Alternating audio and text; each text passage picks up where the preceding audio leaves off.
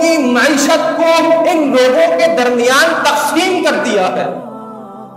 وَرَفَعْنَا بَعْضَهُمْ فَوْقَ بَعْضٍ دَرَجَاتٍ، اور ہم نے لوگوں کے درمیان مختلف طبقات رکھے ہیں، مختلف درجات رکھے ہیں، مختلف مراتب رکھے ہیں.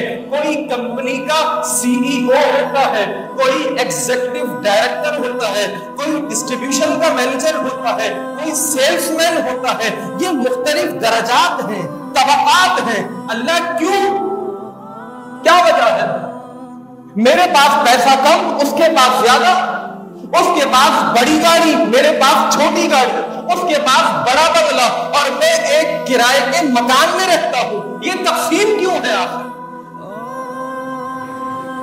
اللہ اکبر کبیرہ. رب فرماتا ہے لِيَتَّخِذَ بَعْضُهُمْ بَعْضًا سُخْرِيًّا، تاکہ لِيَتَّخِذَ بَعْضُهُمْ بَعْضًا سُخْرِيًّا، تاکہ تم دوسروں سے خدمتیں لے سکو، تاکہ تم دوسروں کو اپنے ماتحت کر سکو، ان کے ذریعے سے اپنے کام کروا سکو. ایک بندہ ہے دکان کھولی ہے. اب دنیا میں اگر ہر شخص دکان کھولنے کے قابل ہو جائے، دکان چلانے کے قابل ہو جائے، تو دکان میں کام کرنے کے لیے آپ کس کو رکھیں گے؟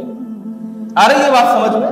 لِيَتَّخِذَ بَعْضُهُمْ بَعْضًا سُخْرِيًّا، یہ طبقات کی تقسیم، یہ مختلف مراتب، یہ مختلف درجات اس لیے رکھے ہیں تاکہ تم دوسروں سے خدمتیں لے سکو، ان کو ماتحت کر سکو، ان کو پیسے دے کر اپنا کام کروا سکو.